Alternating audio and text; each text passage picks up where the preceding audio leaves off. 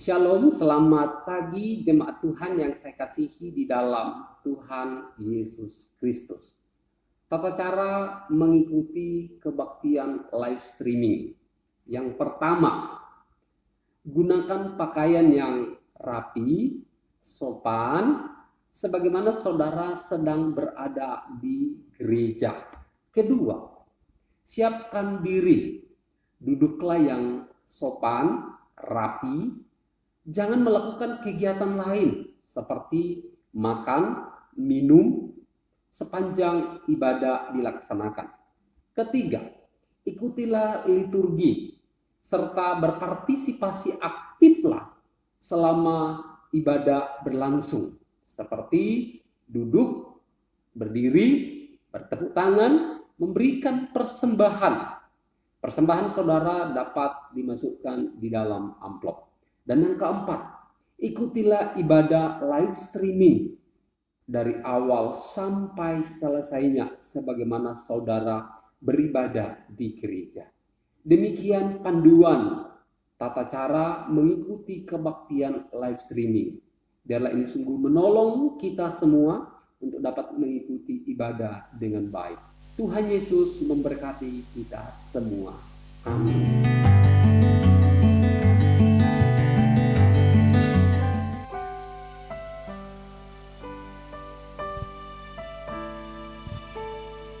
Selamat pagi jemaat yang dikasihi Tuhan. Bersyukur sekali kita dapat datang di tempat ini untuk memuji dan memuliakan nama Tuhan, dan terlebih lagi beribadah kepadanya. Ibadah pagi ini dibuka dalam nama Allah Bapa, Allah Putra, dan Allah Roh Kudus. Sebelum kita memulai ibadah kita pada pagi hari ini, mari kita mengambil sikap yang teduh. Di hadapan Tuhan kita mengambil sikap saat teduh. Saat teduh dimulai.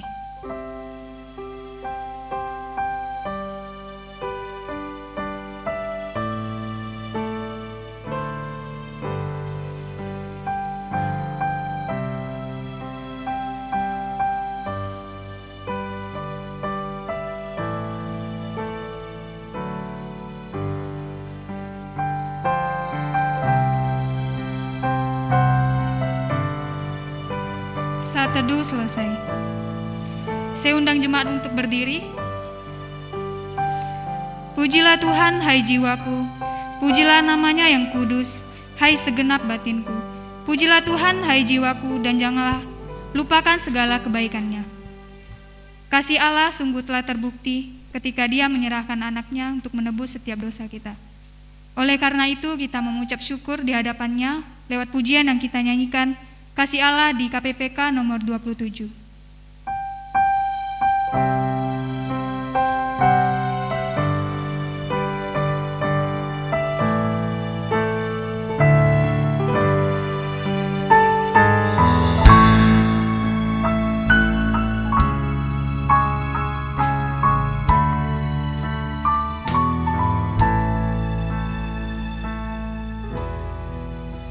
Kasih Allah amat besar.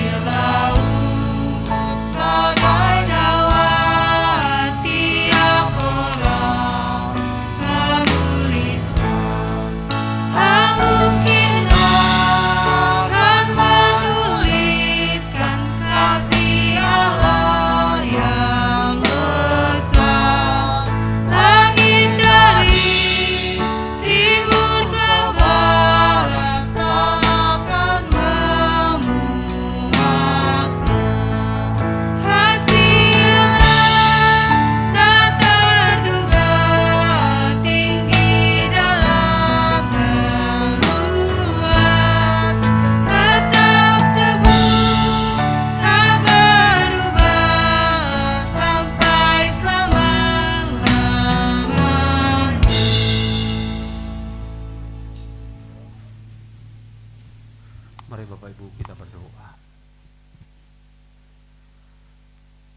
Kasih Allah tak terduga, tinggi dan dalam, tak mampu untuk kami melukiskannya di dalam hidup kami.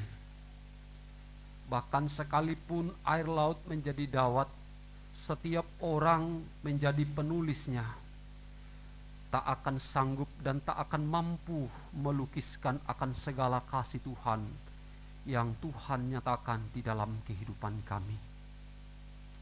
Secara khusus di dalam satu kesadaran bahwa kami orang-orang berdosa, orang-orang yang patut untuk dimurkai, namun oleh karena kasih Allah yang besar di dalam karya Yesus Kristus di kayu salib,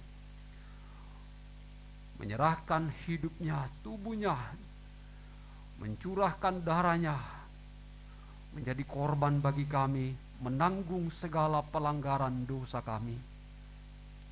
Karena itu Tuhan sudah selayaknya, sepatutnya lah kami menaikkan segala pujian, syukur, hormat kami hanya kepada Tuhan.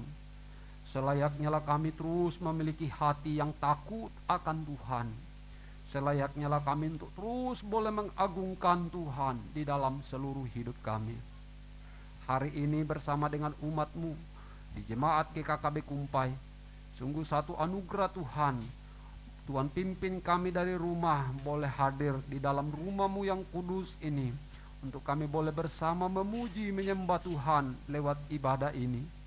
Kami merindukan ibadah ini sungguh menjadi satu ibadah yang memperkenankan hati Tuhan, dan terlebih membawa kami untuk semakin mengenal Tuhan, semakin mengerti kehendak Tuhan, semakin kami boleh mengalami perjumpaan dengan Tuhan di dalam ibadah ini. Agar sungguh-sungguh hidup kami hari demi hari terus diubahkan, hari demi hari dipulihkan, semakin serupa dengan Kristus. Mari berkati ibadah ini, berkati segala pujian kami, doa kami, bahkan firman yang akan kami dengarkan. Semuanya Tuhan membawa dan menuntun kami untuk semakin dekat dengan Tuhan. Seluruh anak-anak-Mu yang Tuhan percayakan melayani hari ini, mari berkati oleh anugerah-Mu memimpin kami, agar sungguh-sungguh apa yang telah kami persiapkan di dalam sepanjang minggu ini, kami boleh memberikan yang terbaik bagi nama Tuhan. Mari berkati seluruh umat-Mu yang sudah ada di dalam ruangan ini, oleh anugerah Tuhan menguduskan mereka, membenarkan mereka, melayakkan mereka untuk datang di hadirat Allah menyembah Tuhan, agar setiap jemaat-Mu terus boleh menjadi pribadi-pribadi yang diperkenankan oleh Allah melalui pembenaran di dalam Kristus Yesus. Mari berkati Bapa ibadah kami, mari berkati seluruh jemaat, berkati juga jemaat yang dalam perjalanan, bahkan mereka tidak bisa hadir karena satu lain hal. Mari Tuhan menolong. Terima kasih Bapa, terima kasih. Kerinduan kami adalah kami selalu dekat dengan Tuhan. Di dalam nama-Mu Yesus kami berdoa, kami mengucap syukur. Amin. Kita masih tetap berdiri sebagai orang yang percaya dan telah diselamatkan. Kita mau mengikrarkan pengakuan iman rasuli. Pengakuan iman rasuli. Aku percaya kepada Allah, Bapa yang Maha Kuasa, Khalik langit dan bumi, dan kepada Yesus Kristus anaknya yang tunggal Tuhan kita, yang dikandung dari Roh Kudus, lahir dari anak darah Maria, yang menderita sengsara di bawah pemerintahan Pontius Pilatus, disalibkan, mati dan dikuburkan, turun ke dalam kerajaan maut. Pada hari yang ketiga, bangkit pula dari antara orang mati, naik ke surga, duduk di sebelah kanan Allah, Bapa yang Maha Kuasa, dan dari sana Ia akan datang untuk menghakimi orang yang hidup dan yang mati. Aku percaya pada Roh Kudus, gereja yang kudus dan am, persekutuan orang kudus, pengampunan dosa, kebangkitan tubuh dan hidup yang kekal. Amin. Setu Sincing. 我信上帝，全能的父，创造天地的主。我信我主耶稣基督，上帝的独生子，因圣灵感孕，有童真女玛利亚所生，在本丢比拉多下受难，被钉于十字架，受死埋葬，降在阴间，第三天从死人中复活升天，坐在全能父上帝的右边。将来必从那里降临，审判恶人神。我信圣灵，我信生而共的教会，我信圣徒相同，我信罪的赦免，我信身体复活，我信永生。阿门。Jemaat masih tetap berdiri, kita mempersorak-sorai bagi nama Tuhan, kita mau angkat pujian, bangkit serukan nama Yesus.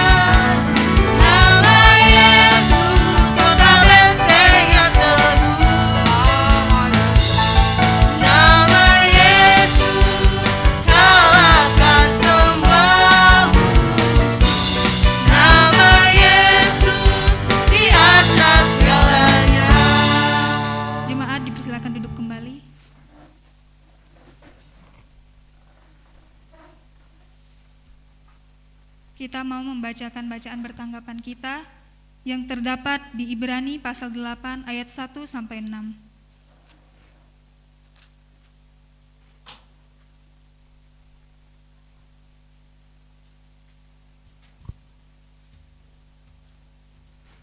Di Ibrani pasal 8 ayat 1 sampai 6. Jika sudah mendapatkan, katakan amin. Amin.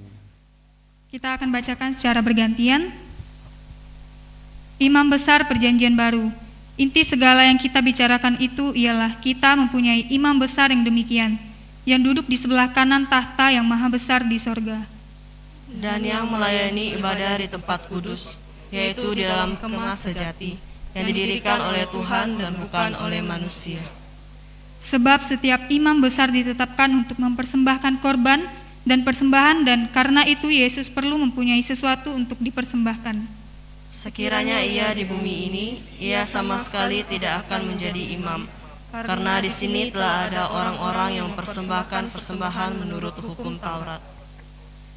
Pelayanan mereka adalah gambaran dan bayangan dari apa yang ada di sorga, sama seperti yang diberitahukan kepada Musa. Ketika ia hendak mendirikan kemah, ingatlah, demikian firman-Nya, bahwa engkau membuat semuanya itu menurut contoh yang telah ditunjukkan kepadamu di atas gunung itu. Tetapi sekarang ia telah mendapat suatu pelayanan yang jauh lebih agung, karena ia menjadi pengantara dari perjanjian yang lebih mulia, yang didasarkan atas janji yang lebih tinggi. Demikianlah bacaan pertanggapan kita. Kita mau mempersiapkan diri untuk mendengarkan kebenaran firman Tuhan yang akan disampaikan oleh hamba-Nya. Namun sebelum itu kita mau angkat pujian Hanya Yesus Jawaban Hidupku.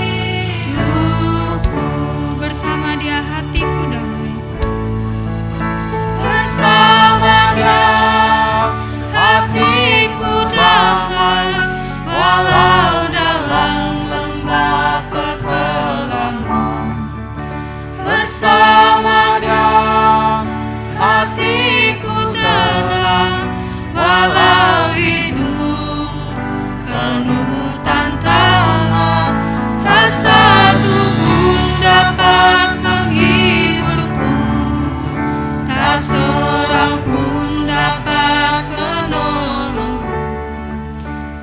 Hanya Yesus jalan hidupku. Kepada hambanya dipersilakan.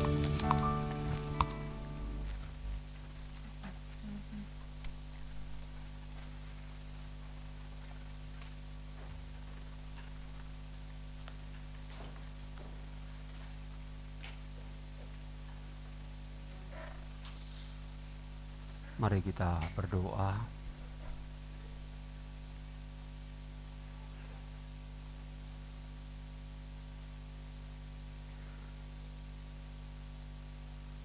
Dengan kami bersama dengan Yesus, maka sekalipun kami ada di dalam lembah kekelaman sekalipun, maka kami tetap akan merasa damai. Kami akan terus merasa tenang, sebab Tuhan ada bersama-sama kami. Karena itu Tuhan, kami terus memohon anugerah-Mu. Biarlah Tuhan terus boleh berserta dengan kami di dalam kami menjalani hidup di tengah-tengah dunia ini. Dan mampukan kami untuk pekah, untuk melihat, merasakan, mengerti apa yang menjadi kehendak Tuhan dalam hidup kami. Terima kasih Tuhan, terima kasih untuk segala penyertaan pertolongan-Mu dalam hidup kami. Dan hari ini Tuhan, oleh penyertaan-Mu, kami boleh kembali diberi kesempatan untuk tunduk di hadapan Allah, untuk mendengar Tuhan berbicara kepada kami.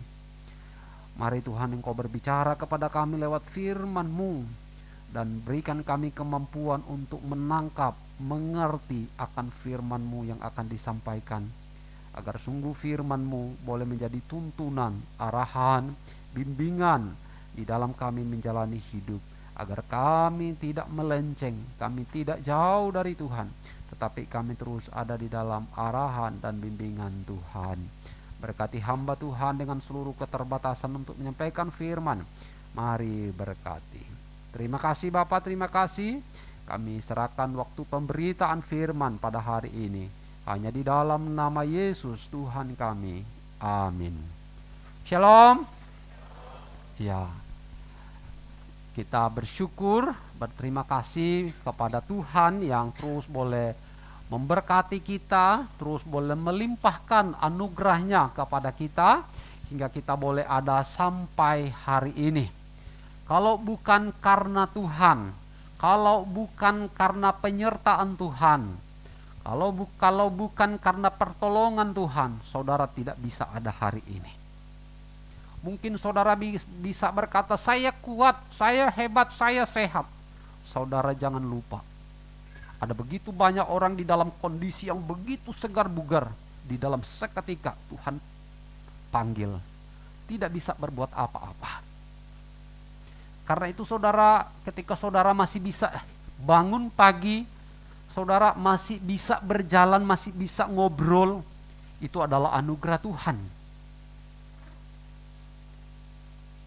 Itu adalah anugerah Tuhan. Karena itu dengan anugerah yang Tuhan terus limpahkan dalam hidup kita, gunakan untuk terus dekat dengan Tuhan. Gunakan untuk terus dekat dengan Tuhan, takut akan Tuhan, setia kepada Tuhan.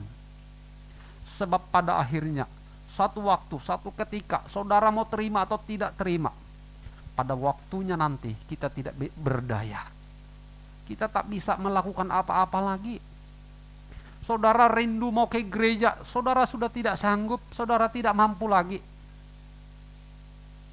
Ingat ya, jadi satu waktu saudara mungkin saudara rindu, saya pengen sekali ke gereja, tapi saudara sudah tidak sanggup. Saya sering kali ketemu dengan orang-orang tua kita ketika saya besuk, saya rindu pergi ke gereja Pak Amun, tapi sudah tidak bisa. Artinya bahwa ini menjadi suatu gambaran kita di depan sebenarnya. Suatu waktu ketika kita sudah tua, sudah tidak kuat, kita baru mau rendu, mau setia, nggak bisa lagi. Karena itu selagi masih diberi kesehatan oleh Tuhan, selagi masih diberikan kekuatan oleh Tuhan, selagi diberi umur yang panjang oleh Tuhan, gunakan untuk setia, untuk beribadah kepada Tuhan. Amin. Ini penting. Hidup ini adalah kesempatan, hidup ini untuk melayani Tuhan. Jangan sia-siakan waktu yang Tuhan beri. Hidup ini punya sementara. Ya, jadi hidup ini hanya sementara. Oke, Bapak Ibu Saudara yang dikasihi Tuhan, sungguh bersyukur secara pribadi sebagai seorang hamba Tuhan melihat jemaatnya boleh kembali hadir di dalam rumah Tuhan di tempat ini. Sungguh satu rasa syukur kepada Tuhan, dan doa hamba Tuhan, doa saya pribadi bersama dengan keluarga agar jemaat terus boleh setia dan semakin mengenal Tuhan. Itu doa kami. Nah, saudara-saudara yang dikasihi Tuhan, kita akan melanjutkan seri khotbah kita di dalam minggu hari ini di dalam kitab Ibrani. Tadi sudah kita baca. Tetapi saya akan membaca ayat 1 dan 2 sekali lagi di pasal 8 ayat 1 dan 2. Bapak Ibu boleh memperhatikan di dalam Alkitabnya, Ibrani pasal 8 ayat 1 dan 2. Saya membaca sekali lagi bagian ini. Demikian firman Tuhan. Inti segala yang kita bicarakan itu ialah, kalimat ini penting sekali, kita mempunyai imam besar yang demikian, yang duduk di sebelah kanan tahta yang maha besar di surga, dan yang melayani ibadah di tempat kudus, yaitu di dalam kemah sejati yang didirikan oleh Tuhan dan bukan manusia. Saya baca sekali lagi ayat 1 dan 2. Inti yang kita bicarakan itu ialah, kita mempunyai imam besar yang demikian. Yang demikian mana? Yang duduk di sebelah kanan tahta yang maha besar. Di mana? Di sorga. Dan imam besar itu yang melayani ibadah di tempat kudus, yaitu di dalam kemah sejati, bukan melayani di tabernakel, bukan melayani di kemah suci yang didirikan oleh manusia, bukan, tetapi yang didirikan oleh Tuhan. Bapak Ibu Saudara yang dikasihi Tuhan, pada minggu ini kita akan belajar satu tema, demi nama Yesus. Demi nama Yesus. Bapak Ibu Saudara yang dikasihi Tuhan, setiap kali kita atau setiap kali seseorang melakukan suatu obrolan atau melakukan satu pembicaraan kepada rekan atau teman atau kepada siapapun, entahkah itu teman bisnis, entahkah itu teman atau rekan pengusaha, entahkah itu rekan kerja, misalnya guru, karyawan dan sebagainya, maka di dalam setiap pembicaraan itu, di dalam setiap obrolan seseorang itu dengan temannya kepada siapapun, saya percaya tidak hanya sekedar basa-basi. Saya percaya tidak hanya sekedar ya ngobrol cerita yang tidak ada faedahnya. Namun saya percaya bahwa pasti di dalam setiap pembicaraan itu pasti selalu ada inti. Pasti selalu ada pokok pembicaraan yang dibicarakan. Betul ya? Betul ya Pak Leo ya? Kalau ngobrol dengan teman, tidak hanya sekedar ya lewatkan waktu, tapi pasti ada pokok, ada satu inti yang dibicarakan di dalamnya. Betul ya? Betul? Betul Awang? Ya, Awang ini baru datang kemarin ya. Demikian pula di dalam kitab Ibrani yang baru kita baca, dan yang tentunya di dalam kitab-kitab yang lain.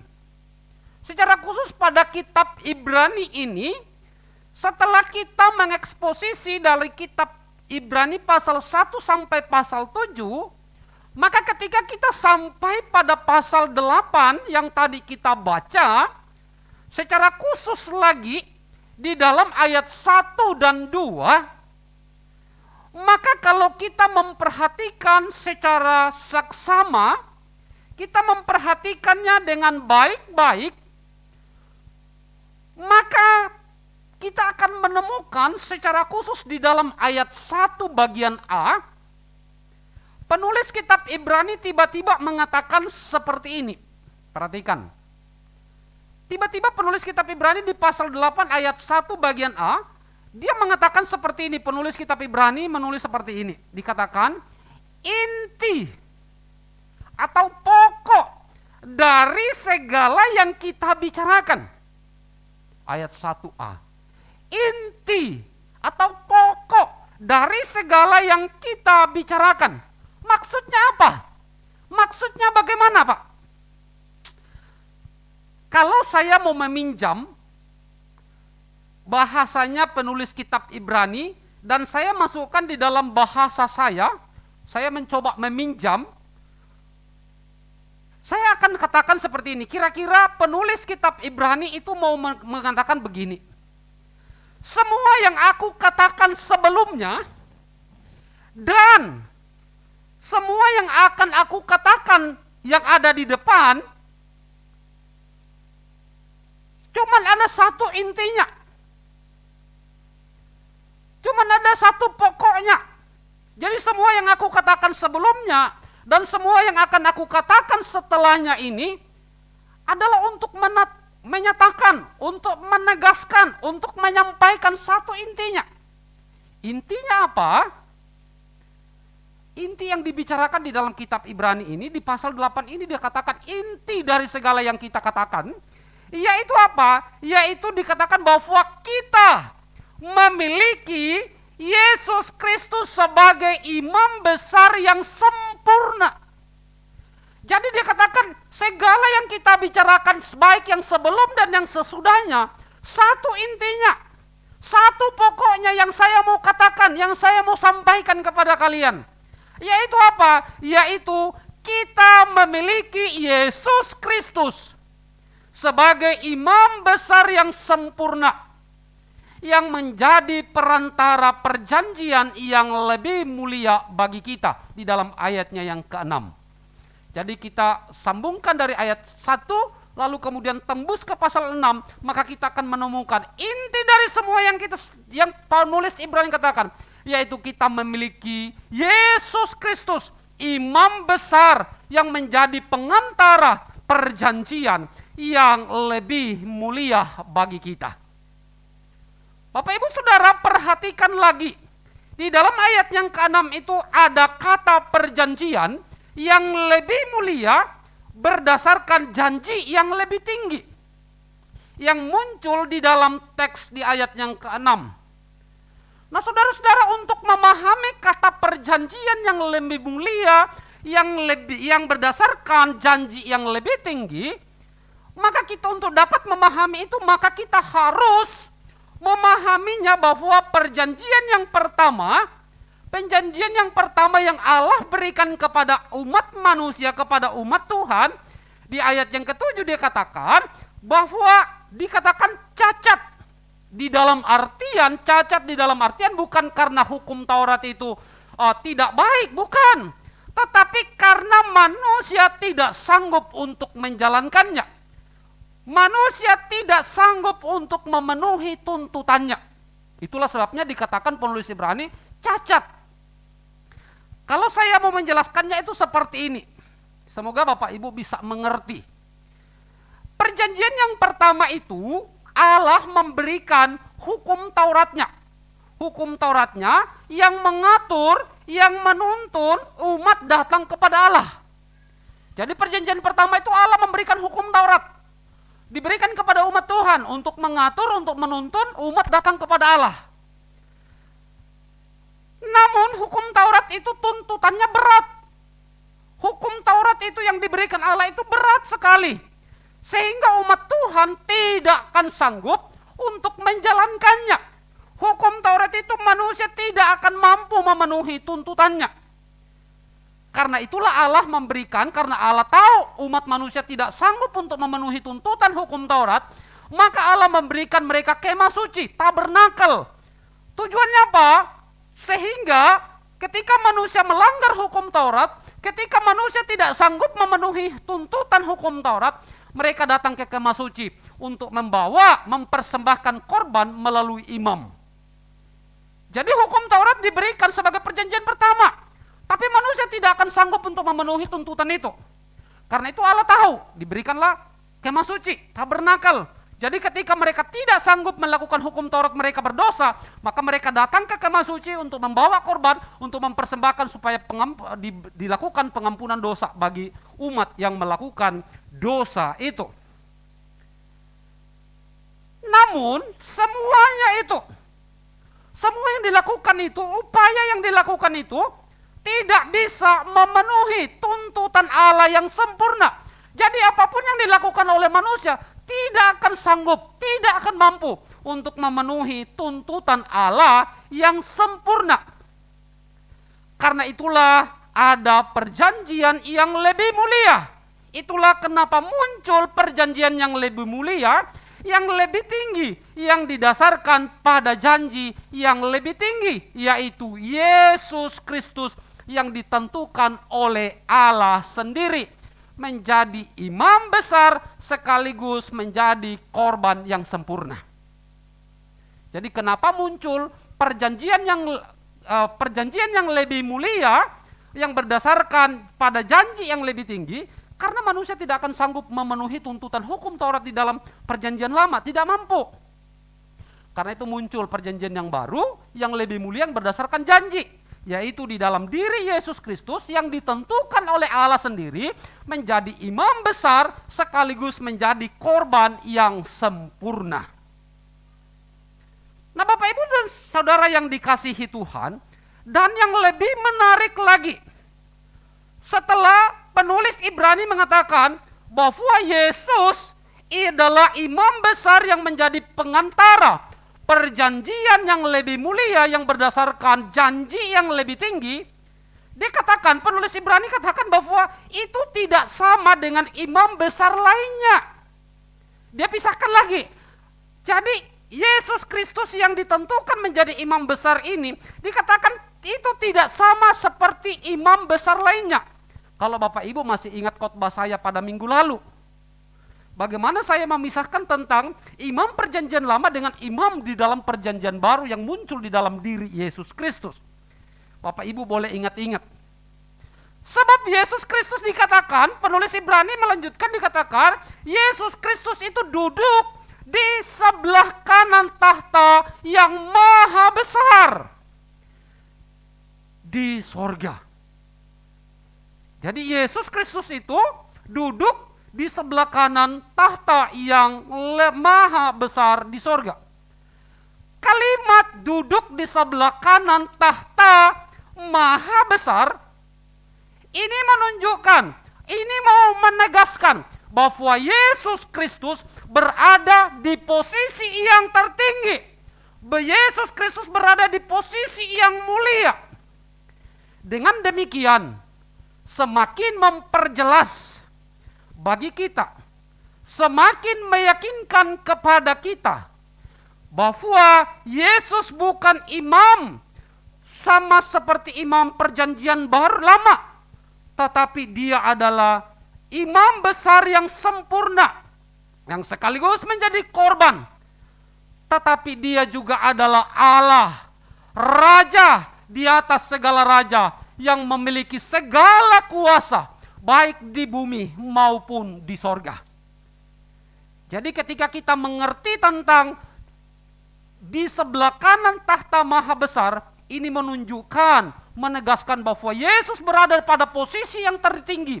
Yesus berada di posisi yang mulia. Dan itu meyakinkan kita, meneguhkan kita bahwa Yesus bukan hanya imam besar yang sempurna, tetapi dia juga adalah Allah yang duduk di sebelah tahta Maha Besar.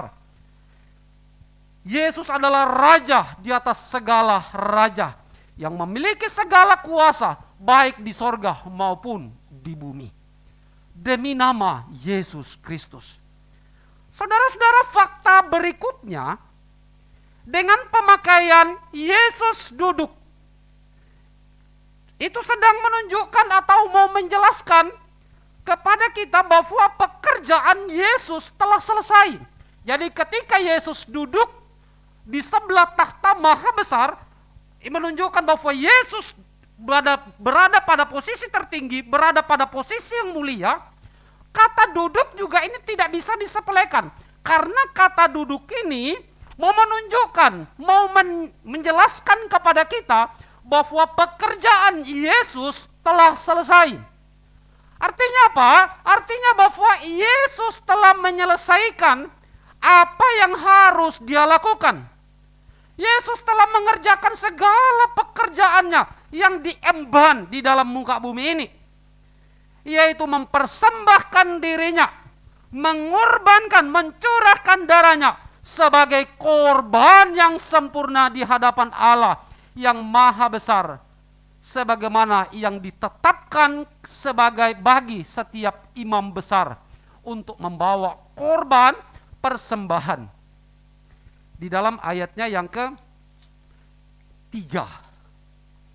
Jadi kata duduk menunjukkan, menjelaskan bahwa Yesus telah menyelesaikan segala pekerjaannya, yaitu membawa dirinya sendiri, mempersembahkan dirinya, mencurahkan darahnya sebagai korban yang sempurna di hadapan Allah yang Maha Besar. Jadi ketika Yesus duduk, dikatakan Yesus duduk, itu bukan Yesus sedang santai. Yesus bukan sedang tidak melakukan apa-apa. Yesus duduk bukan sedang menunggu dan bermalas-malasan sambil ia menunggu keselamatan umat manusia yang percaya kepadanya bisa bertahan sampai akhir. Tidak. Jadi kata duduk itu bukan Yesus sedang berpangku tangan seperti ini, santai. Tidak. Tetapi hanya mau menunjukkan bahwa pekerjaan Yesus telah selesai secara tuntas. Tapi apakah kemudian Yesus itu bersantai-santai hanya nonton TV di sorga? Tidak. Tidak demikian. Sebab faktanya bahwa penulis Ibrani memberitahukan kepada kita bahwa Yesus Kristus, Sang Imam Besar Allah yang Maha Besar, itu selamanya terus mengerjakan pekerjaannya, karyanya sebagai pengantara bagi kita di hadapan Allah Maha Besar. Jadi Yesus terus mengerjakan pekerjaannya, melanjutkan pekerjaannya, melanjutkan karyanya sebagai pengantara bagi kita di hadapan Allah yang Maha Besar. Dia terus menjadi pengantara bagi kita. Kita bisa bandingkan di dalam 1 Yohanes pasal 2 ayat 1. 1 Yohanes pasal 2 ayat 1 saya bacakan seperti ini. Anak-anakku, hal ini dituliskan kepada kamu supaya kamu jangan berbuat dosa. Namun, dikatakan kata namun jika seorang berbuat dosa, kita mempunyai seorang pengantara pada Bapa. Yaitu siapa? Yaitu Yesus Kristus yang adil. Fakta ini penting bagi kita di dalam menjalani kehidupan sehari-hari dalam dunia ini. Yaitu kita mengerti, kita mengetahui bahwa Yesus Kristus di dalam segala kemuliaannya, di dalam segala otoritasnya, di dalam segala kuasanya, Yesus Kristus terus menjadi pengantara antara Allah di sorga dan kita manusia berdosa. Jadi ini harus kita pegang, bahwa sekalipun Yesus telah naik ke sorga, namun Yesus terus mengerjakan keselamatan di dalam hidup kita. Yesus Kristus terus menjadi pengantara antara Allah di sorga dengan kita manusia berdosa. Artinya bahwa Yesus terus mengerjakan serta menopang akan keselamatan kita dengan kuasa-Nya yang mutlak. Karena itulah tidak ada seorang pun yang dapat merebut kita dari tangan-Nya. Tidak ada seorang pun yang dapat merebut kita dari tangan-Nya. Di dalam Yohanes 10 ayat 28. Jadi Yesus terus menopang akan keselamatan kita dengan kuasa-Nya yang mutlak. Karena itu tidak ada satupun yang bisa merebut kita dari tangan-Nya. Saudara-saudara, kebenaran ini penting untuk kita pegang di dalam menjalani hidup. Sebab kita sadar, kita mengakui bahwa daging itu lemah, roh itu penurut. Karena itulah kita menjalani hidup di dalam dunia ini, kita gampang sekali berbuat baik atau berbuat dosa. Kita gampang mana? Kita gampang melakukan hal-hal yang baik atau hal-hal yang berdosa. Mana yang lebih gampang kita lakukan? Kita lebih gampang melakukan hal-hal yang berdosa. Kita gampang sekali terbawa oleh arus hiruk pikuk godaan dunia ini. Kita mudah sekali terjebak di dalam keinginan-keinginan daging kita. Kita sering kali terbuai oleh hawa nafsu dunia ini.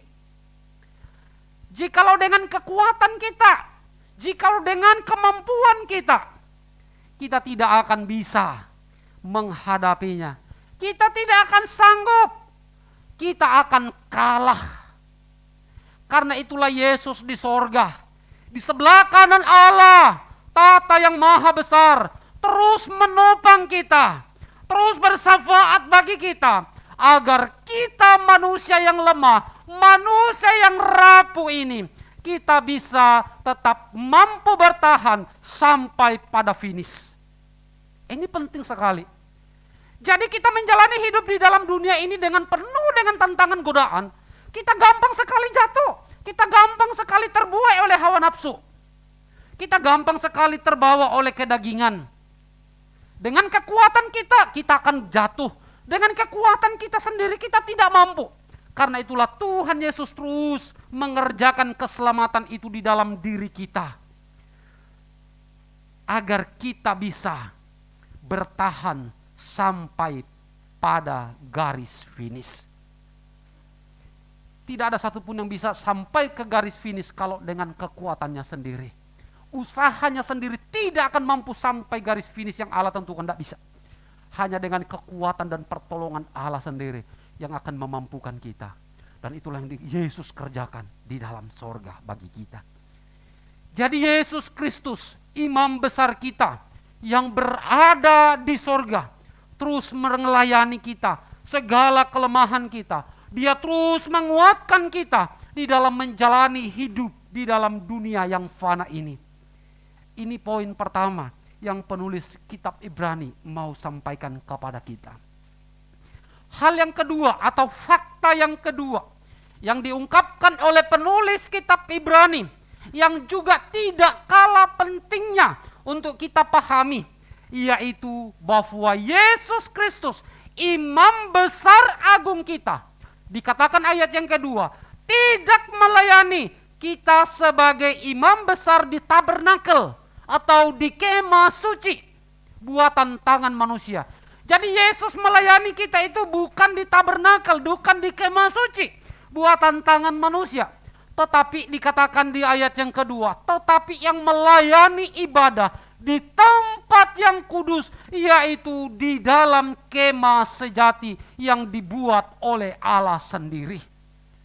Jadi setelah Yesus Kristus menanggung seluruh hukuman dosa atas pelanggaran kita, yaitu dengan mempersembahkan hidupnya, mencurahkan darahnya sebagai korban, Yesus kemudian masuk ke dalam sorga, di mana ia melayani di hadapan Allah demi kita orang-orang yang percaya kepadanya. Saudara-saudara, di dalam Yohanes pasal 14 ayat 2c dia berkata begini. Yesus bersabda, sebab aku pergi ke situ, yaitu ke sorga, untuk menyediakan, untuk bekerja, menyediakan tempat bagimu. Saudara-saudara, pelayanan Yesus sebagai imam besar di sorga setidak-tidaknya meliputi beberapa bidang yang penulis kitab Ibrani telah tuliskan kepada kita. Yang pertama dikatakan bahwa Yesus menjadi imam sekaligus korban yang dipersembahkan bagi orang percaya untuk memperdamaikan kita dengan Allah. Di dalam ayat yang ketiga, yaitu agar kita dapat senantiasa menghampiri Allah dengan penuh keyakinan, di dalam Ibrani pasal 4 ayat 16. Jadi Yesus menjadi imam sekaligus menjadi korban yang dipersembahkan bagi orang percaya untuk memperdamaikan kita dengan Allah, agar kita orang percaya di dalam Yesus Kristus dapat menghampiri Allah dengan penuh keyakinan. Kalau tidak ada Yesus, saudara tidak bisa datang kepada Allah. Saudara tidak bisa. Hanya di dalam Yesus Kristus engkau dan saya bisa menghampiri penuh keyakinan, menghampiri Allah yang maha besar. Kalau tidak ada Yesus, tidak bisa. Kedua, apa yang Yesus kerjakan di dalam pelayanannya di sorga? Kedua, Yesus berada di sorga, di hadapan Allah, untuk memberikan kasih karunia Allah kepada kita yang percaya. Dan oleh kasih karunia yang diberikan kepada kita melalui Yesus, Kristus memperbaharui hidup kita. Dan Yesus mencurahkan Roh Kudus-Nya ke atas kita sekalian. Itu bisa kita lihat di dalam Kisah Para Rasul pasal 1 ayat 4. Kisah Para Rasul pasal 2 ayat 4 dan ayat yang ke-33. Setelah Yesus naik ke surga, kemudian ia mencurahkan Roh Kudus-Nya kepada orang percaya. Kemudian yang ketiga yang dikerjakan Yesus di surga, melayani di hadapan Allah yang maha besar. Yesus bertindak selaku pengaperantara di antara Allah dengan semua orang yang telah melanggar hukum Allah. Yesus memohonkan pengampunan serta pemulihan hubungan manusia berdosa dengan Allah. Itu yang Yesus terus kerjakan di hadapan Allah. Dan yang berikut, jabatan imam yang diduduki Yesus Kristus. Pada minggu lalu saya sudah katakan bahwa itu adalah selama-lamanya. Tidak bisa beralih kepada siapapun. Yesus hidup selama-lamanya untuk senantiasa menjadi pengantara bagi mereka yang dengan iman datang kepada Allah. Saudara-saudaraku yang dikasihi Tuhan, setelah kita sungguh-sungguh mengenal akan karya Yesus, inti dari segala yang dibicarakan oleh penulis kitab Ibrani, setelah kita mengerti, setelah kita mengetahui semua itu, maka mari kita sungguh-sungguh percaya kepada nama Yesus. Mari kita percaya dengan sungguh-sungguh kepada nama Yesus. Amin. Ini penting sekali. Kalau kita sudah mengerti inti dari semua yang dibicarakan oleh penulis kitab Ibrani, baik yang sesudah maupun yang sebelumnya, yaitu Yesus adalah imam besar yang menjadi pengantara bagi kita dengan Allah, mari kita sungguh-sungguh percaya kepada nama Yesus itu. Hanya melalui Yesus kita sampai kepada Bapa. Satu-satunya jalan keselamatan kita. Tuhan Yesus sendiri berkata, tidak ada seorang pun yang datang sampai kepada Bapa di sorga kalau tidak melalui aku. Tidak ada seorang pun yang bisa sampai kepada sorga, kepada Bapa kalau tidak melalui nama Yesus. Saudara tidak bisa sampai ke sorga melalui nama pendeta Amun, tidak bisa. Oh, pendeta kami kan sudah 8 tahun sama-sama dengan kami, tidak bisa saudara. Hanya melalui nama Yesus. Karena itu mari kita sungguh-sungguh percaya kepada Dia. Wujud kita percaya kepada Dia itu apa? Setialah membaca Alkitab, setialah berdoa, setialah menyembah memuji Tuhan, setialah di dalam beribadah, setialah di dalam melayani, setialah di dalam bersekutu. Sebagai wujud kita percaya Tuhan dengan sungguh-sungguh. Jangan abaikan untuk selalu beribadah. Jangan abaikan untuk selalu bersekutu. Jangan abaikan untuk membaca Alkitab. Jangan abaikan untuk tidak berdoa. Kalau engkau adalah seorang yang percaya sungguh-sungguh kepada nama Yesus yang sebagai imam besar, sebagai pengantara bagimu dengan Allah, maka engkau menyerahkan hidupmu kepadanya secara total. Hanya di dalam nama Yesus, doa yang kita panjatkan sampai kepada Bapa. Karena itu giatlah berdoa melalui nama Yesus. Jadi setiap kali kita berdoa selalu dilandaskan di dalam nama Yesus, di dalam nama Yesus. Jangan bilang di dalam nama pendeta Amun, enggak. Di dalam nama Yesus. Ini penting sekali Bapak Ibu. Karena itu ketika kita mengerti tentang nama Yesus itu, maka sudah selayaknya kita menghambakan diri kepada Dia. Kita sungguh-sungguh total kepada Dia. Jangan lagi kepada yang lain. Amin ya. Mari sungguh-sungguh percaya kepada nama Yesus. Satu-satunya jalan keselamatan. Satu-satunya yang bisa menjawab setiap doa kita. Amin. Kita berdoa. Demi nama Yesus Tuhan kami bersyukur pada hari ini. Pengajaran firman Tuhan boleh kembali meyakinkan kami, meneguhkan kami bahwa Yesus Kristus yang adalah imam besar sekaligus korban yang sempurna, tidak hanya sampai pada menjadi korban yang sempurna, tetapi yang kemudian ia naik ke surga, duduk di sebelah tahta Maha Besar, menjadi pengantara bagi kami kepada Bapa di surga. Karena itu dengan nama Yesus kami memiliki keyakinan menghampiri tahta yang maha besar. Dengan nama Yesus kami memiliki keyakinan bahwa hidup kami yang sementara ini ada di dalam pimpinan penyertaannya.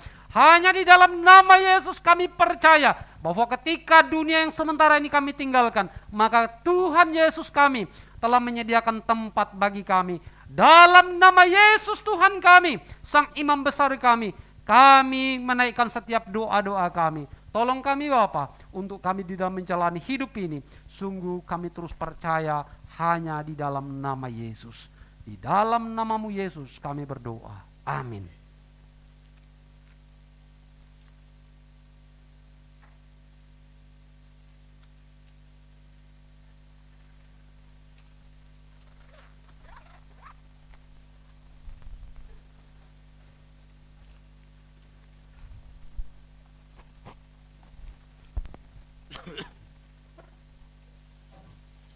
Sungguh indah firman Tuhan yang telah ditabur oleh hamba-Nya. Untuk meresponi firman Tuhan, kita mau angkat pujian Pelangi Sehabis Hujan. Bagi yang bertugas, dimohon untuk mempersiapkan dirinya.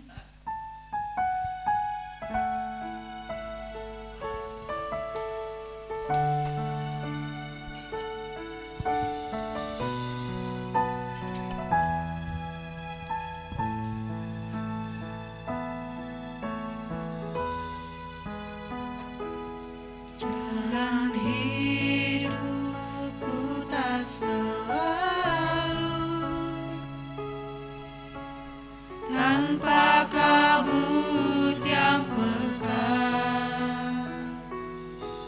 namun kasih-Mu nyata padaku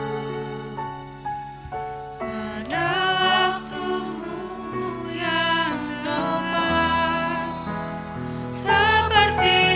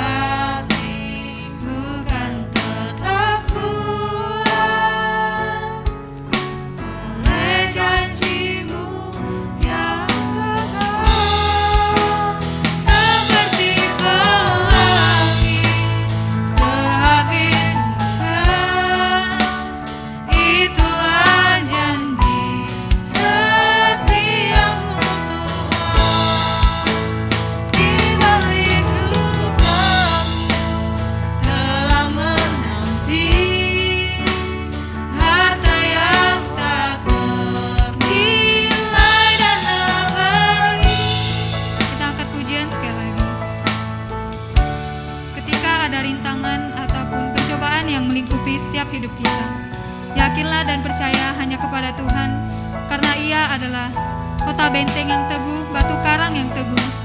Hanya bersama Tuhan kita dapat melewati itu semua.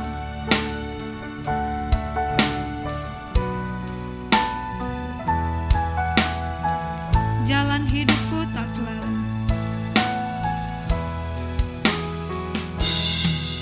Jalan hidupku tak selalu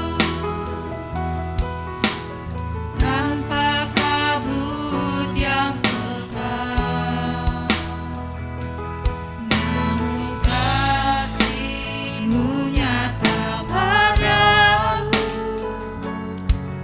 pada waktu-Mu yang tepat. Seperti pelangi sehabis hujan, itulah janji setia-Mu Tuhan.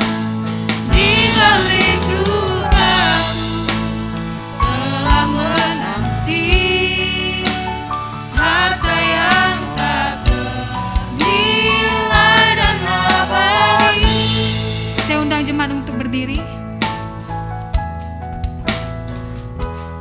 Mungkin langit pun tak terlihat, tertutup awan tebal, namun hatiku kan tetap kuat oleh janji-Mu yang kekal.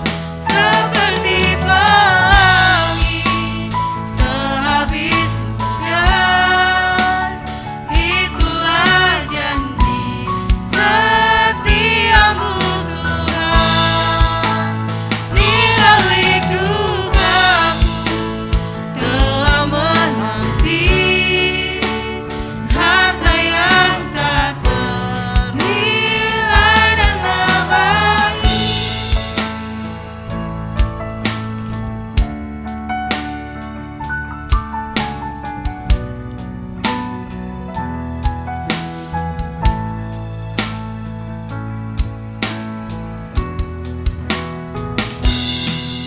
Jalan hidupku tak selalu tanpa kabut yang pekat, namun kasih-Mu nyata padaku pada waktu-Mu yang tepat. Seperti pelangi sehabis hujan, itulah janji setia-Mu Tuhan. Di balik dukaku telah menanti harta yang tak ternilai dan abadi. Seperti pelangi, Di pelangi sehabis hujan, itulah janji setia-Mu Tuhan. Di balik dukaku telah menanti harta yang tak ternilai dan abadi. mari kita bersatu dalam doa. Bapa kami yang bertahta di kerajaan surga, terima kasih Tuhan pada hari ini kami boleh diperkumpulkan di tempat ini. Itu semua karena anugerah-Mu Tuhan, penyertaan-Mu yang begitu besar bagi setiap kami, agar kami boleh senantiasa selalu setia kepada Engkau.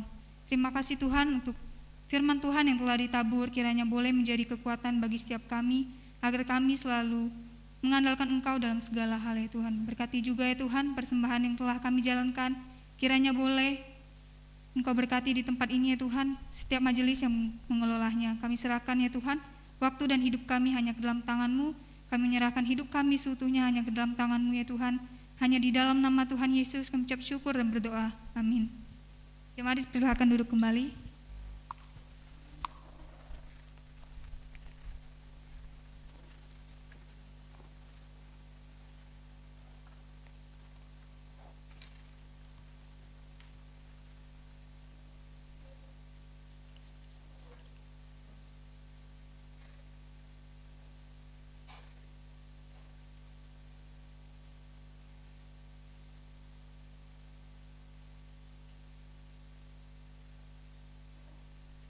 Mari Bapak Ibu sidang jemaat Tuhan yang dikasihi dalam nama Yesus Kristus, sebagaimana di dalam tata dasar gereja kita, bahwa setiap minggu pertama di setiap bulannya kita umat Tuhan di GKKB Kumpai akan melakukan perjamuan kudus untuk boleh terus mengingatkan kita akan karya Tuhan kita yang agung, yang mulia, yang menjadi korban yang sempurna bagi kita, dan yang terus boleh menjadi pengantara bagi kita di hadapan Allah yang kudus. Karena itu saudara-saudara, saya mengundang jemaat sekalian yang telah memenuhi syarat, telah dibaptis secara dewasa atau telah menerima peneguhan sidih atau baptisan dewasa, baik itu anggota jemaat di KB Kumpai maupun jemaat yang pada hari ini kebetulan hadir dan saudara telah dibaptis di gereja saudara. Saya mengundang saudara untuk boleh masuk di dalam perjamuan kudus pada hari ini. Mari saudara-saudara, kita tundukkan kepala, kita berdoa di hadapan Allah, kita memohon belas kasihannya agar sungguh-sungguh kita diperkenankan, kita dilayakkan. Kita memohon segala dosa kita yang telah kita perbuat, yang telah kita langgar di hadapan Allah. Kita datang secara jujur di hadapan Allah mengakuinya, dan biarlah Allah melayakkan dan memperkenankan kita, sehingga roti dan anggur perjamuan kudus yang akan kita terima ini sungguh-sungguh menjadi berkat dalam hidup kita, membawa kita untuk semakin mengasihi Tuhan, berkomitmen untuk semakin mengasihi Dia, berkomitmen untuk hidup kudus di hadapannya. Kita berdoa. Bapa di surga, Bapa di dalam Yesus Tuhan kami, hari ini bersama dengan umat-umat Tuhan di GKKB Kumpai, kami boleh kembali diberikan satu anugerah oleh Tuhan untuk boleh mengambil bagian di dalam perjamuan kudus pada hari ini. Karena itu Tuhan, jauh sebelumnya kami masuk di dalam perjamuan kudus, kami terlebih dahulu datang mengakui di hadapan Allah bahwa kami adalah orang-orang berdosa. Kami adalah orang-orang yang kotor, yang hina di hadapan Allah. Karena seringkali kami hidup di dalam rupa-rupa hawa nafsu kedagingan. Kami seringkali lebih banyak dan condong melakukan hal-hal yang jahat di hadapan Allah. Karena itu Tuhan, kami memohon belas kasihan-Mu. Ampuni segala dosa kami.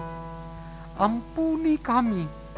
Dan perkenankan setiap diri kami di hadapan-Mu untuk kami masuk di dalam perjamuan kudus pada hari ini, agar sungguh melalui perjamuan kudus yang akan kami terima pada hari ini, sungguh-sungguh boleh membawa kami, menyadarkan kami, sudah seharusnya kami hidup kudus, sudah seharusnya kami hidup suci di hadapan Allah, di dalam pertolongan Tuhan.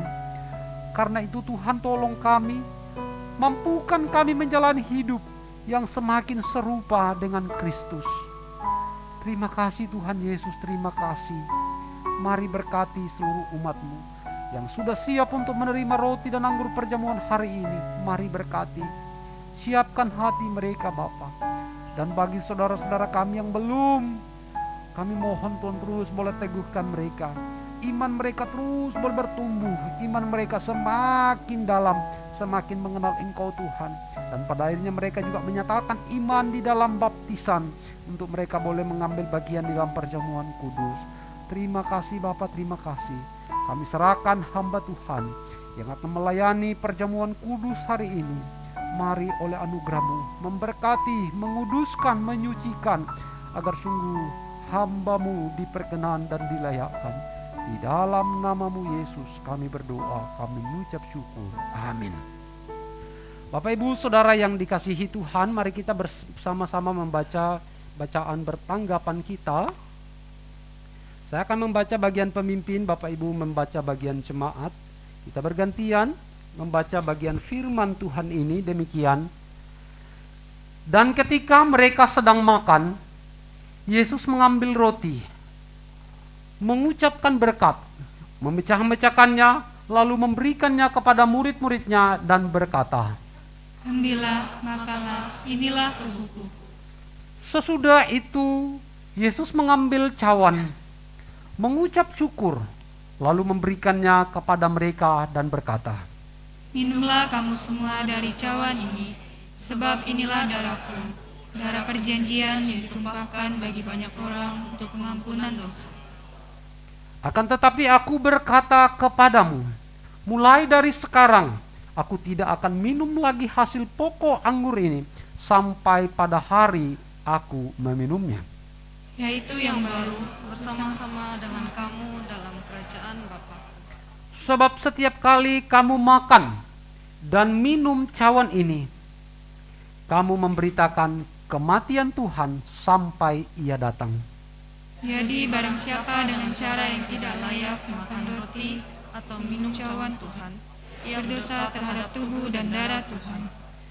Karena itu hendaklah tiap-tiap orang menguji dirinya sendiri, dan baru sesudah itu ia makan roti dan minum dari cawan itu. Karena barang siapa makan dan minum tanpa mengakui tubuh Tuhan, ia mendatangkan hukuman atas dirinya. Aku telah disalibkan dengan Kristus, namun aku hidup. Tetapi bukan lagi aku sendiri yang hidup, melainkan Kristus yang hidup di dalam aku. Dan hidupku yang kuhidupi sekarang di dalam daging adalah hidup oleh iman dalam anak Allah yang telah mengasihi aku dan menyerahkan dirinya untuk aku. Jadi karena kamu semua adalah satu di dalam Kristus Yesus.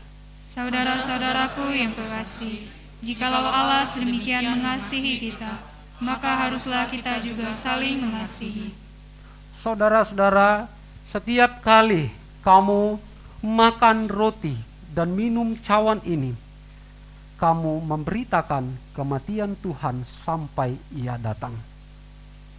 Saudara-saudara, makna perjamuan bagi kita, yang pertama kita terus diingatkan, disadarkan, dibawa untuk masuk di dalam satu karya yang begitu agung, yang begitu mulia, yaitu karya salib Kristus, di mana kita boleh diingatkan kembali, disadarkan bahwa Yesus Kristus yang adalah Allah agung mulia mau datang ke dalam dunia untuk memperdamaikan kita dengan dirinya, mati di kayu salib, mencurahkan darahnya sebagai korban yang sempurna di hadapan Allah, sehingga kita orang-orang berdosa, orang-orang yang hina, orang-orang yang kotor, orang-orang yang tidak layak ditanggungkan kepada Kristus.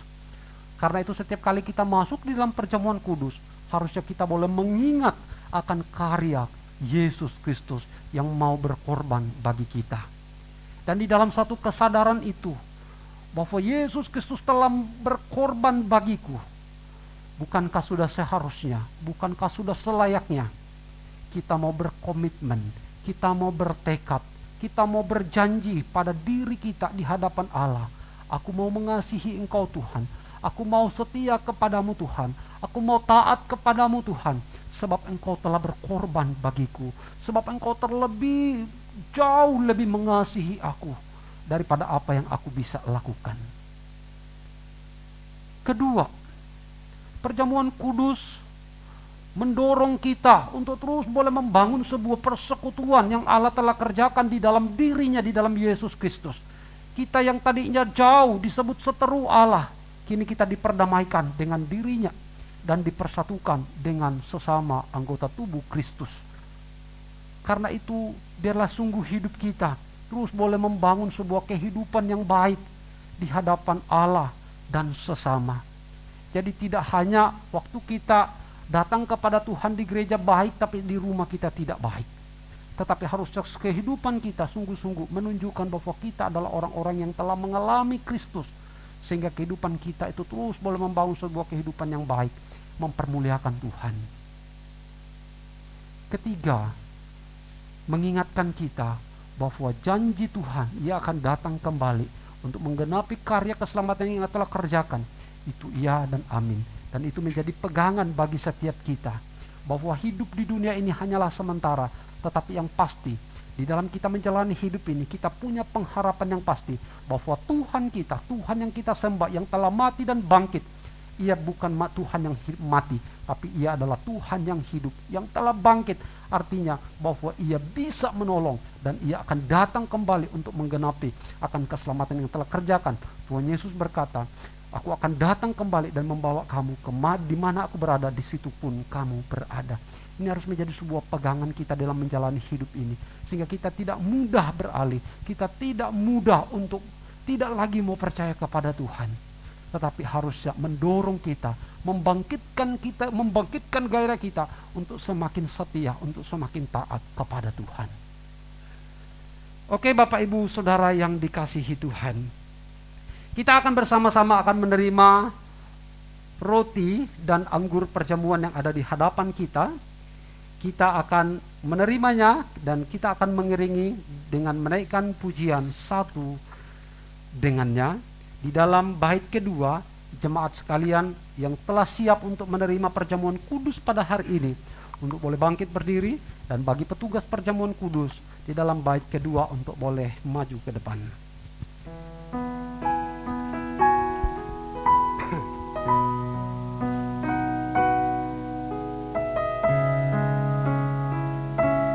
Mari saudara, dengan sungguh-sungguh kita menghampiri Allah di dalam pujian ini.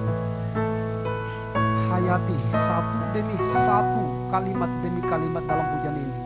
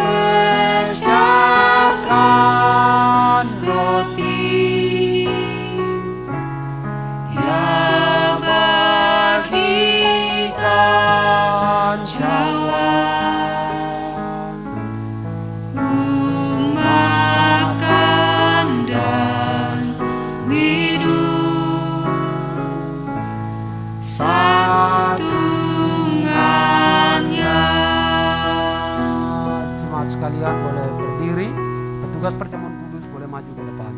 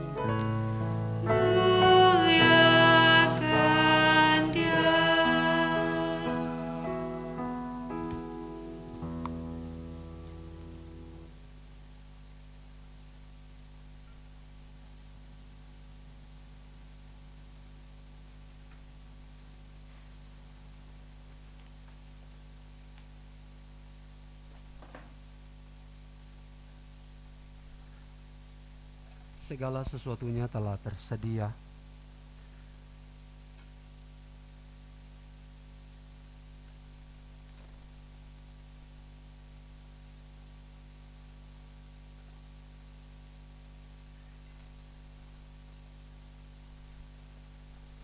Pada malam sebelum Yesus ditangkap dan disalibkan, dalam perjamuan terakhir bersama-sama dengan murid-muridnya, Yesus mengambil roti, memberkatinya, dan berkata, "Inilah tubuhku yang diserahkan bagi kamu, lakukanlah ini sebagai peringatan akan aku." Setelah itu Yesus mengambil cawan, mengucap syukur, dan berkata, "Inilah darahku, darah perjanjian baru yang ditumpahkan untuk pengampunan dosa bagi banyak orang. Ambillah dan minumlah."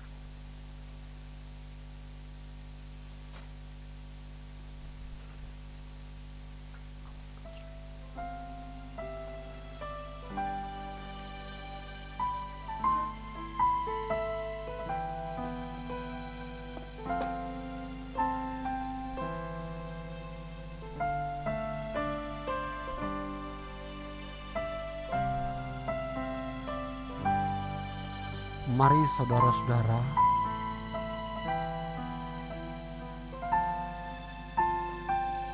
mari kita sungguh menghayati, merenungkan akan karya Tuhan kita Yesus Kristus.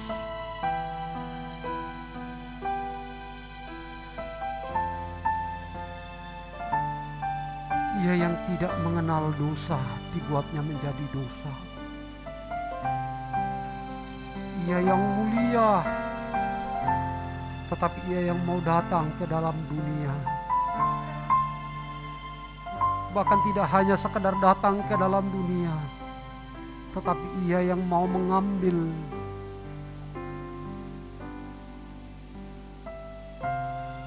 menanggung akan segala dosa kita di kayu salib. Karena itu salib harusnya menjadi satu kesadaran bagi kita, sebab disitulah Yesus Kristus mati. Disitulah Yesus menyerahkan dirinya, mencurahkan darahnya untuk menjadi korban yang sempurna bagi kita, menanggung segala pelanggaran, menanggung segala kehinaan, segala kekotoran kita. Dan di dalam salib itulah kita orang-orang berdosa dibenarkan. Di dalam salib itulah kita orang-orang yang telah menjadi seteru Allah kini diperdamaikan dengan dirinya. Mari mengasihi Tuhan. Mari mau setia kepada Tuhan. Jangan lagi mau biarkan hidupmu hidup di dalam rupa-rupa dosa. Jangan lagi mau biarkan dirimu hidup di dalam rupa-rupa hawa nafsu. Tetapi mari kita sungguh-sungguh berjuang di dalam pimpinan Tuhan untuk semakin serupa dengan Dia.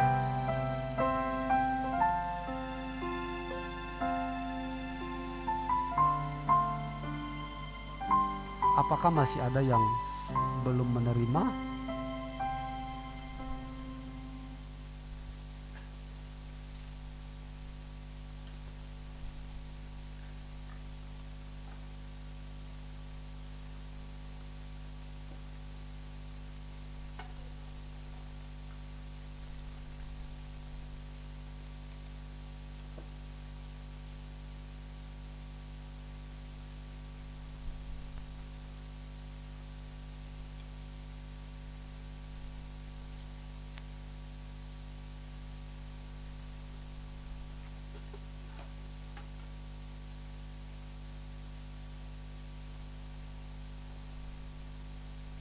Mari saudara-saudara, kita mengangkat roti di tangan kanan kita. Kita bersyukur, kita berterima kasih bahwa roti di tangan kita yang saat ini terangkat merupakan lambang dari tubuh Tuhan yang telah dikorbankan bagi kita.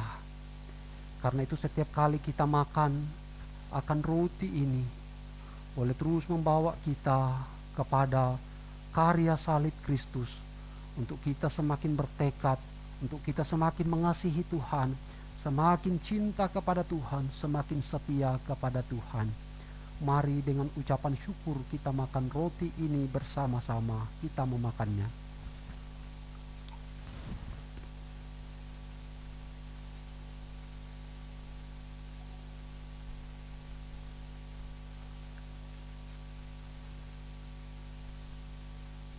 Mari bersama-sama mengacungkan cawan di tangan kanan kita.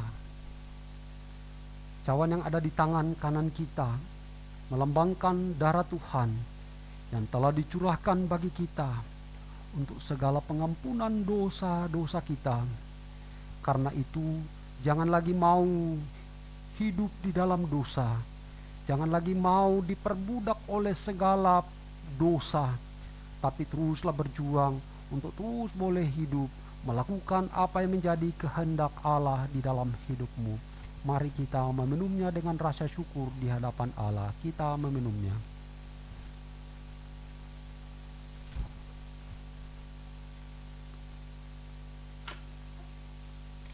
Kita berdoa.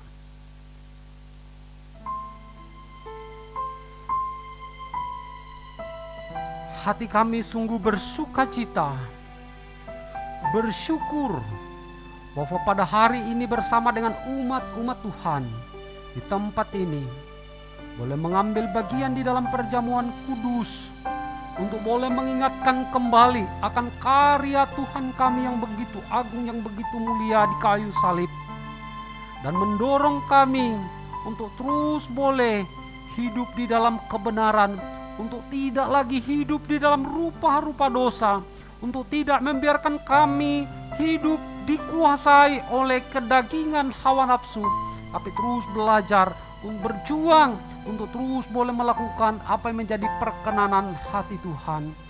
Berkatilah seluruh jemaatmu yang telah mengambil bagian dalam perjamuan kudus hari ini. Iman mereka terus bertumbuh, iman mereka terus boleh bertumbuh-tumbuh di dalam Engkau Tuhan, dan hidup mereka sampai akhir hidup mereka tetap setia sampai akhir. Berkati jemaatmu, mereka yang saat ini belum bisa mengambil bagian dalam perjamuan kudus, hamba-Mu berdoa kiranya Tuhan terus boleh tuntun, tolong mereka agar mereka semakin hari semakin mengenal, semakin mengerti, semakin memahami bahwa tidak ada keselamatan di luar dari Yesus. Karena itu mereka mengambil tekad, mengambil komitmen untuk percaya kepada Yesus Kristus, satu-satunya juru selamat untuk seorang boleh datang kepada Bapa. Mari Tuhan tolong mereka, teguhkan iman mereka sehingga mereka juga boleh menyatakannya, mengikrarkannya di dalam baptisan kudus. Terima kasih Bapa, terima kasih. Diberkatilah setiap kami. Di dalam nama-Mu Yesus kami berdoa. Amin. Silakan duduk.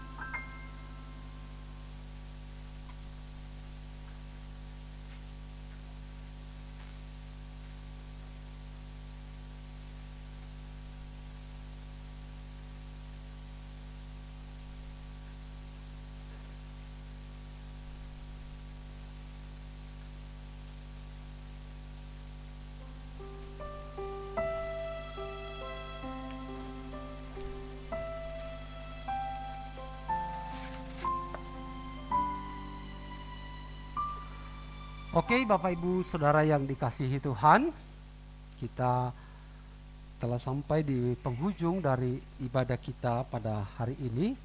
Namun sebelumnya kita masuk di dalam warta jemaat, kita akan dipimpin Nanda Ella untuk masuk di dalam perayaan ulang tahun. Nah, saudara-saudara, ini adalah program majelis kita di program tahun lalu, bahwa kita akan kenapa dulu kita ada pendataan. Cuman memang kami kami sadari bahwa kami hamba Tuhan maupun majelis kami masih banyak keterbatasan dan kekurangan data secara khusus. Jadi bagi saudara-saudara yang mungkin belum ada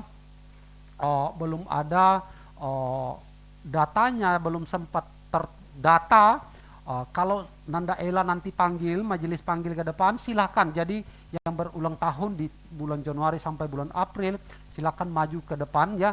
Jadi jangan merasa bahwa kok ternyata aku enggak didata, enggak. Sama sekali enggak, itu enggak ada itu. Kami minta maaf karena memang keterbatasan kami majelis. Jadi belum semua terdata secara lengkap tanggal dan lahirnya. Data kita itu memang agak amburadul setelah kita pisah dari Pontianak. Karena semua data GKKB itu semua ada di Pontianak. Ya. Dan itu data itu dari Pos PI itu sudah banyak yang meninggal lalu kemudian meninggal lalu kemudian masuk lagi yang lain, dan itu semuanya terdata di Pontianak. Jadi kalau saat ini kita mulai, jadi jangan merasa tersinggung, aku belum ada namaku, ya kira-kira begitu ya. Jangan merasa bahwa ternyata aku enggak didata, enggak sama sekali. Pasti nama saudara ada. Jadi justru inilah semakin kita akan melengkapi data kita. Jadi jangan merasa aku enggak disebut jadi aku enggak naik, kira-kira gitu ya. Karena sudah ada di data beberapa yang sudah. Namun saya yakin juga masih ada data jemaat yang belum lengkap di sana. Padahal mungkin ulang tahun di bulan itu. Cuman ternyata itu belum ada di sana. Jangan sungkan untuk maju ke depannya. Itu ya, saya silakan sama Nanda Ella.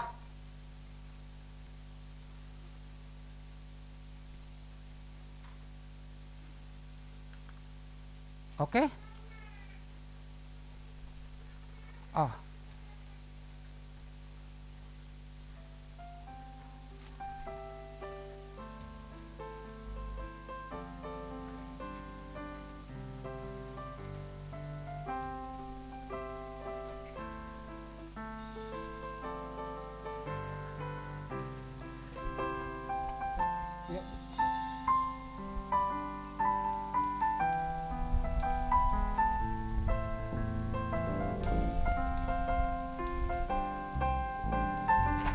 Oke, karena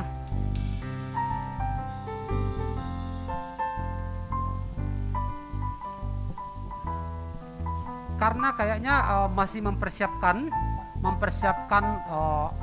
segala data.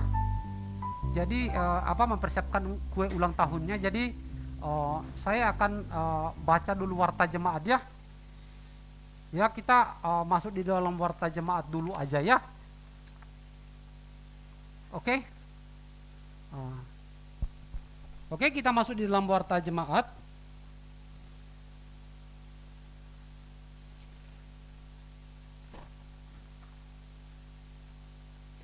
Dimulai dengan jadwal pelayanan pada minggu depan dengan tema Damai Yesus.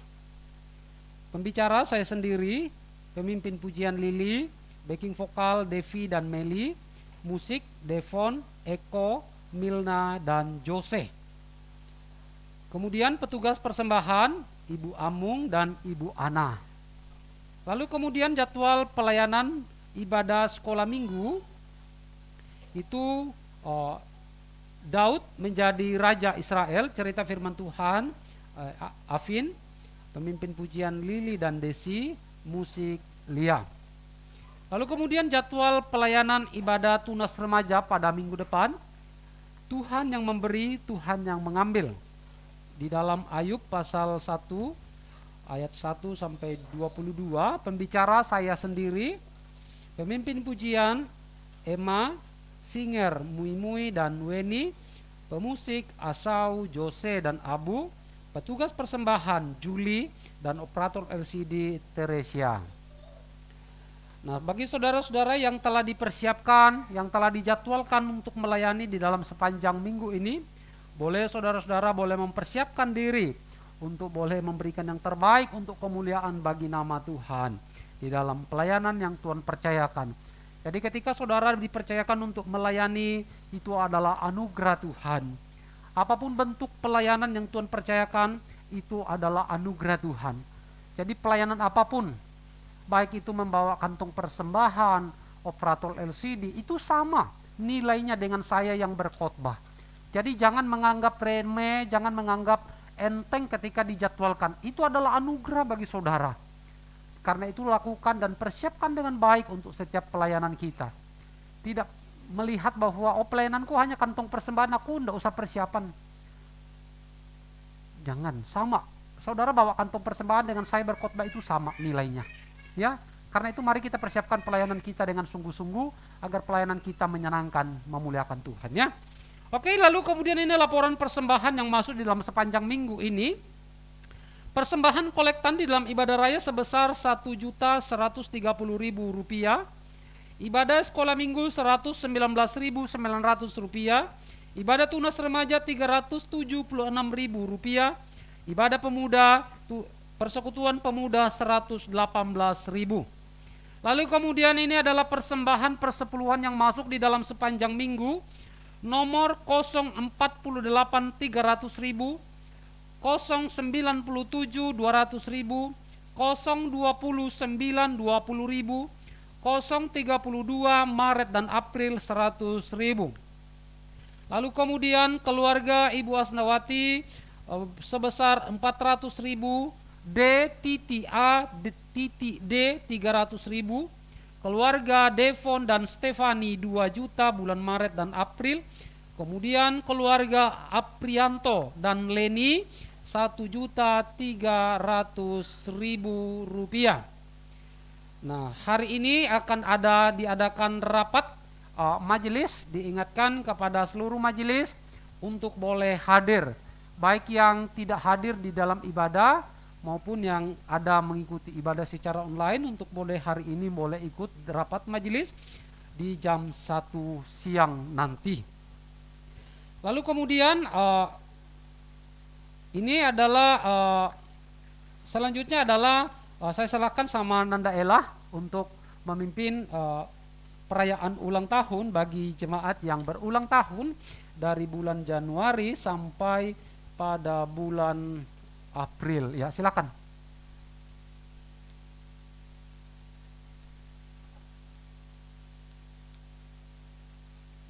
Apa nih?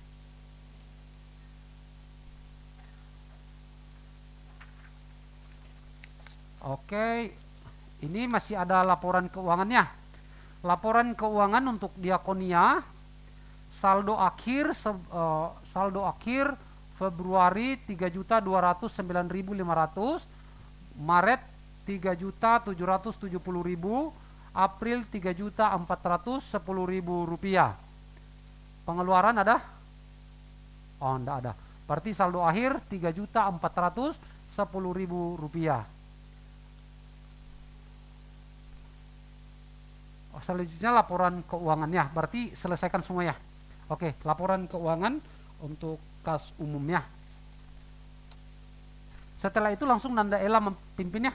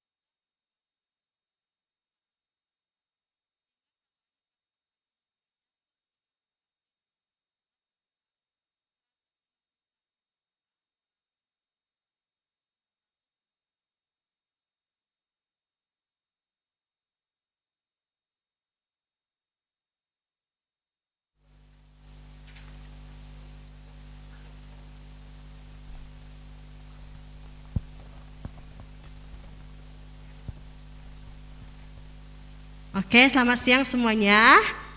Ya, hari ini kita bersama-sama mau merayakan ulang tahun anggota jemaat kita, yaitu dari bulan Januari, Februari, Maret, dan April.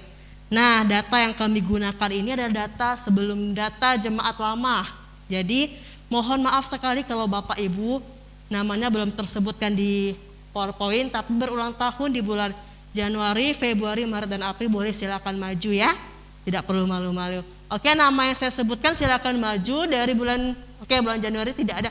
Apakah ada Bapak, Ibu, atau teman-teman sekalian yang berulang tahun di bulan Januari tapi tidak tertera namanya di PowerPoint? Ada? Bulan 1. Oke, kalau tidak ada, di bulan Februari ada Bresilia, Cenana, Ibu Yusnita, Kak Kris, Pak Limba Siang, Pak Lius Suinyen, sama C. Febrianti. Oke, silakan maju ke depan. Sama Jose. Ayo maju. Lalu di bulan Maret ada Bong Tekian, Desi Elasari, Rusli, Acing, dan Martinus Dilan. Ada? Boleh silakan turun ke bawah.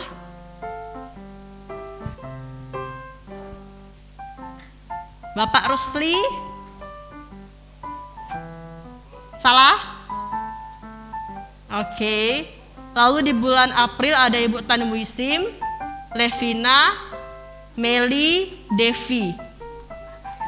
Saya sendiri. Oke, silakan naik ke atas. Lalu apakah masih ada yang berulang tahun di bulan 1, 2, 3, dan 4 yang namanya belum disebutkan?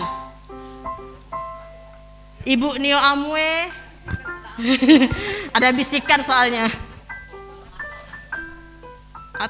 Adakah yang lagi? Dapat maju Kita doakan sama-sama.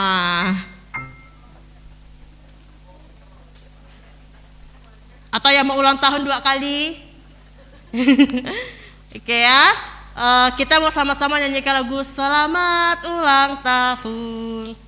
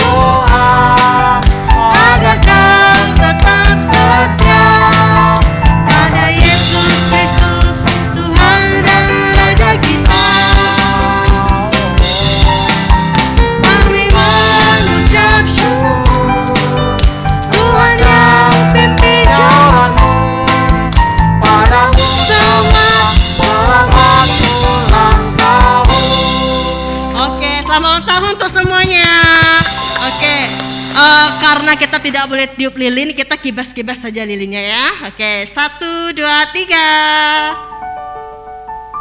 Tidak. Oke, tepuk tangan dong. Oke, selamat ulang tahun buat kita semua. Mohon kesediaan Kak Amun untuk berdoa bagi kita. Dibawa sini biar aku doakan. Oke, ya.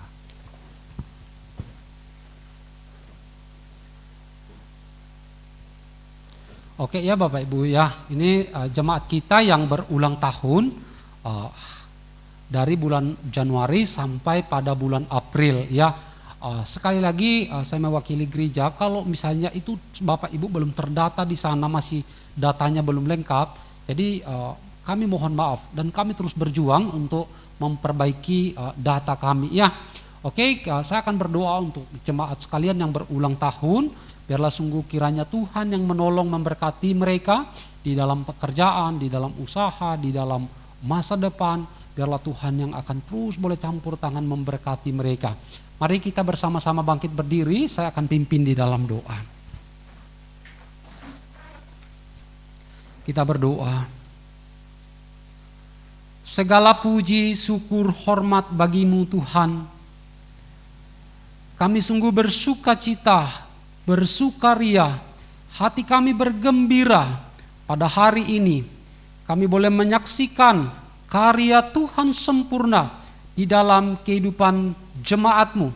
Secara khusus mereka yang berulang tahun dari bulan Januari sampai pada akhir bulan April ini. Kami sungguh tahu Tuhan bahwa 1 tahun usia yang Tuhan tambahkan itu bukan karena mereka kuat, bukan karena mereka hebat, tapi oleh karena anugerah Tuhan. Karena itu Tuhan, di dalam usia mereka yang bertambah 1 tahun ini, hamba-Mu mau berdoa buat mereka. Kiranya Tuhan memberkati mereka di dalam keluarga, Tuhan memberkati mereka di dalam masa depan mereka, Tuhan memberkati mereka di dalam pekerjaan mereka, Tuhan akan memberkati mereka di dalam usaha, Tuhan akan memberkati mereka di dalam kehidupan pribadi lepas pribadi mereka. Mereka yang sudah berkeluarga, jadikan mereka keluarga yang baik. Mereka yang belum berkeluarga, hamba-Mu berdoa kiranya Tuhan akan tolong tuntun untuk mereka bertemu dengan orang yang sepadan yang Tuhan siapkan bagi mereka, untuk mereka membangun sebuah keluarga yang takut akan Tuhan. Diberkatilah setiap jemaat yang hari ini kami rayakan ulang tahunnya. Tuhan yang memberkati, Tuhan yang akan terus boleh beserta dengan mereka.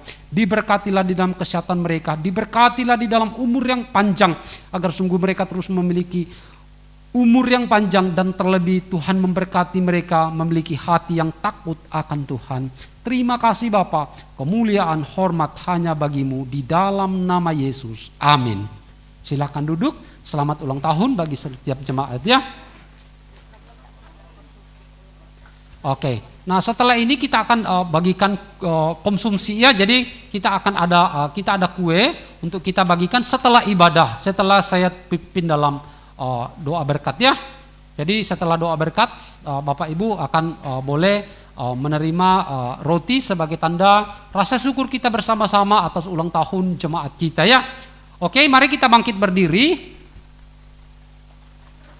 Kita akan mengakhiri seluruh rangkaian ibadah kita pada hari ini dengan kita menaikkan pujian doksologi, puji Allah Bapa, Putra dan Roh Kudus. Sesudah itu kita menerima doa berkat.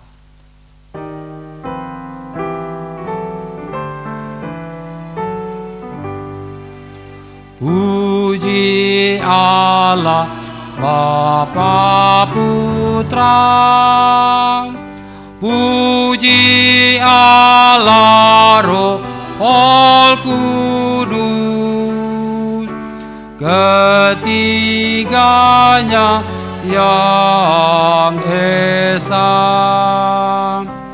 Pohon selamat, sumber berkat. Jemaat sekalian, terimalah berkat dari Tuhan.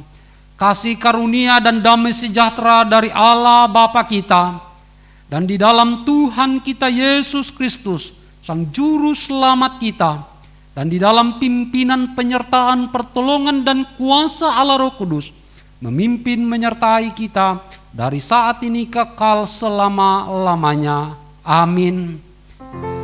Amin.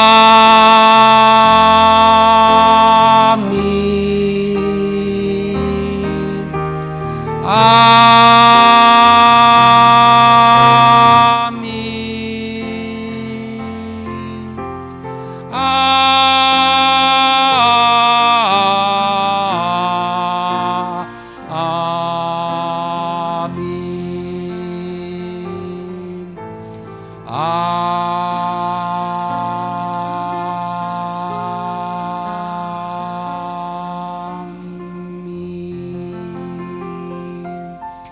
Silakan duduk. Ibadah kita selesai. Tuhan Yesus memberkati. Bapak Ibu tetap duduk di posisinya ya. Nanti kita akan bagikan kue. Ya.